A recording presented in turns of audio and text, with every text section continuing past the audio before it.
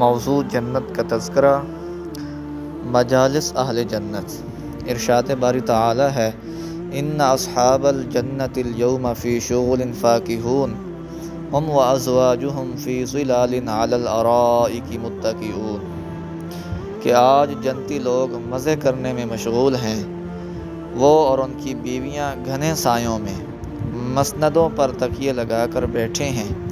ایک مقام پر فرمایا، متکئین علی فرش بطائنها من استبرق، کہ جنتی لوگ ایسے بستروں پر تکیے لگا کر بیٹھیں گے جن کی استر موٹے ریشم کے ہوں گے۔